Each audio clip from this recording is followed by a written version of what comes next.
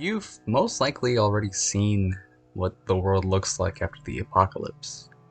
Barren wastelands, clans of people that often live in chaos and disarray, dystopian cities and disorder, abandoned vehicles and cities, but would you be able to tell me what it usually sounds like? Over the last couple of weeks, I sat down to watch 10 films that take place after an apocalypse or another similar event, and took special note of how the films audibly introduce their post-end of the world settings. I wanted to have a variety of world-ending scenarios, styles, and themes in the movies in order to see if there was anything that unified what these films do, as well as how they do it. The movies I decided to watch were as follows: Andrei Tarkovsky's Stalker, Andrew Stanton's Wall-E, Dan Trachtenberg's 10 Cloverfield Lane, Francis Lawrence's I Am Legend, Franklin Schaffner's Planet of the Apes, Hayao Miyazaki's Nausicaa of the Valley of the Wind, John Krasinski's A Quiet Place, Katsuhiro Otomo's Akira, Terry Gilliam's 12 Monkeys, and Trey Schultz's It Comes at Night.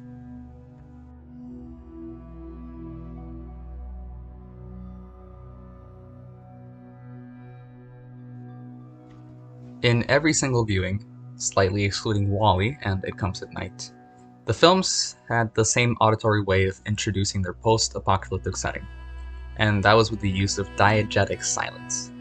The word diegetic, at least in film audio, refers to any noise that is taking place within the context of the world. Every time when we're introduced to the world after destruction, there is no background music, and all we have to listen to is the sounds that are naturally happening. Take a listen.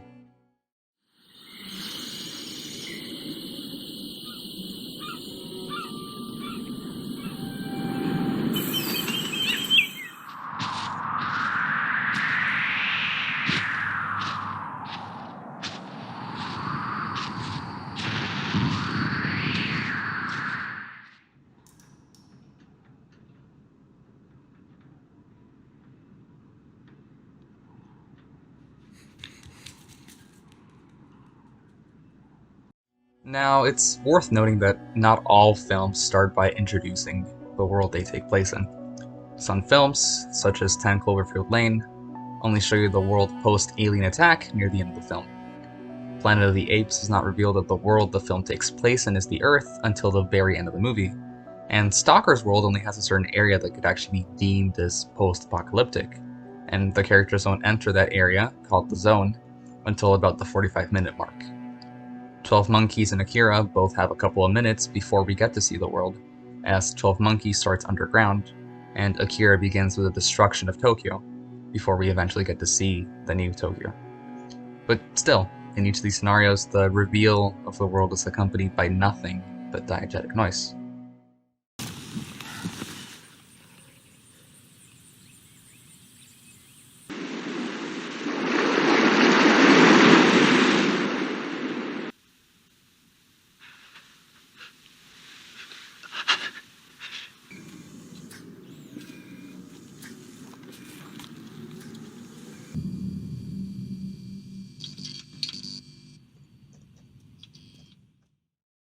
The two films, however, that stand out in breaking the pattern we've talked about thus far were Wall-E and It Comes at Night.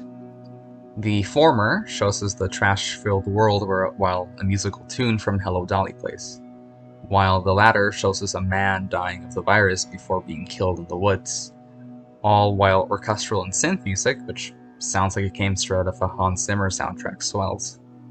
These moments are our first looks at the world, but they are not immune to the diegetic nature that we've explored so far. In Wall-E's case, it turns out that the song playing is a Hello Dolly song, Put On Your Sunday Clothes. And the song is actually being played diegetically by the titular robot, Wall-E.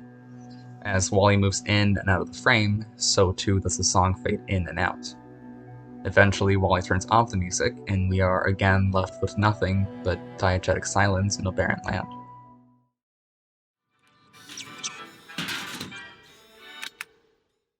It Comes at Night then becomes the odd case out, since the music that plays is not diegetic in any form.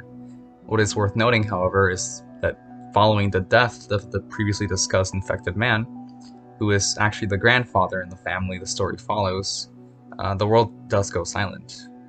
The non-diegetic background music crescendos into absolutely nothing but diegetic silence.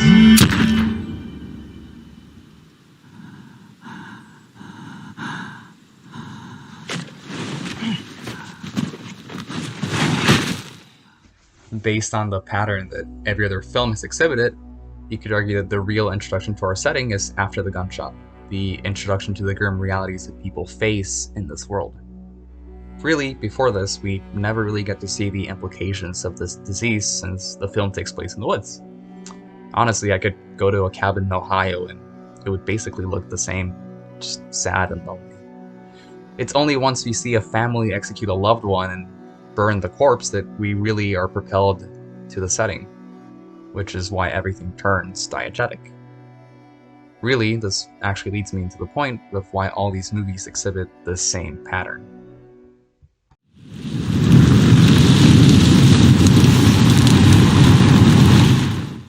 Audio in film is often used to add value to what you see. This is literally referred to as added value. Sometimes, and especially when talking about music, audio will take its place in the background, not wanting to interfere with what you're really meant to pay attention to, which usually is the visuals or the plot, but instead give added value in the form of emotional guidance for the viewer. Sometimes, the music will instead take place in the foreground, which is meant to represent music or audio that becomes more important to pay attention to than the visuals. What the films I've talked about so far do is similar to the last thing here, in that it's the most important part, but sort of at the opposite end of the spectrum. Music becomes so far removed from the scene that the only diegetic noises are left in the background, and what the director and sound crew really want you to pay attention to is what's visually in front of you. It Comes at Night actually does the best job at this, despite being the one that seems to break the rules here, since it starts with music that builds up to an almost deafening level before very sharply stopping. This actually gives emphasis to the sudden lack of music, to the silence, and basically leaves the viewer in awe of what remains. The viewer is left to truly and slowly take in the world they see, and no matter the film, the story always tries to ensure that you as the viewer understand the kind of world you are now in. The lack of non-diegetic music also makes you focus more on the few sounds that remain, usually the wind howling, footsteps, or animal sounds, which really adds to the viewer's immersion in the world they see. As such, silence in these contexts serves two main purposes. Just like the background music guiding a viewer emotionally, the silence emotionally guides the viewer to feel isolated or defeated.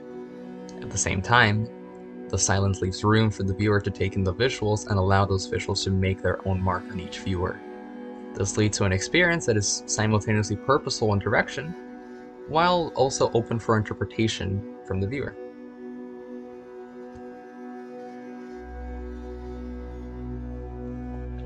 What follows the diegetic silence in all these films is then non-diegetic background music with no dialogue.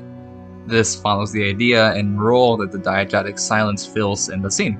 The silence tends to introduce you to the world, allowing you to take part of the loneliness while also forming your own thoughts.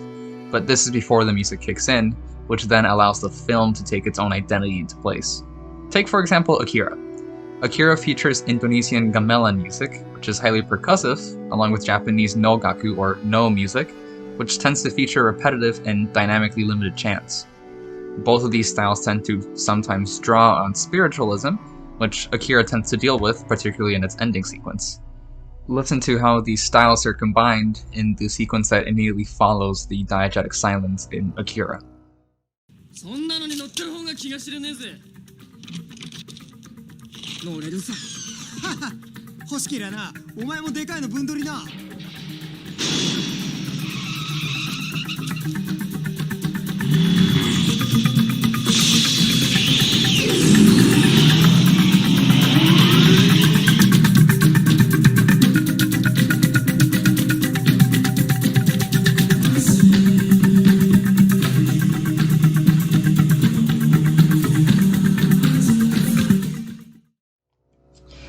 music here serves a more eclectic purpose in which music simply adapts however it needs to best fit the film, even if that means combining different genres or elements, like Akira does here in combining different cultural sounds.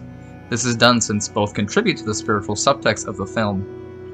WALL-E's continued use of Hello Dolly soundtrack adds to its playful and childlike nature since it is a children's animated film after all. Nausicaa begins an orchestral and piano opening sequence which introduces motifs that will be played throughout the film that underline the beauty and life that is sprouted from destruction, while humans only seek to destroy that once more. The list goes on, but every time each film takes its own genre and theme-specific road immediately after the diegetic silence of the apocalypse. The only exception is Planet of the Apes, since the reveal that the world is in fact post-apocalyptic is where the movie ends, so there's nothing to follow up the silence.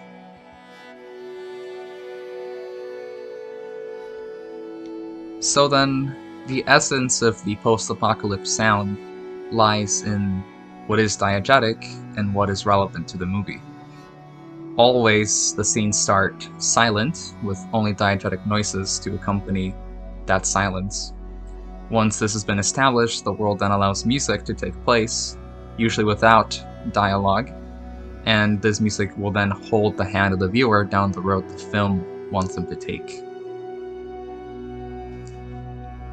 What does a world after the apocalypse sound like?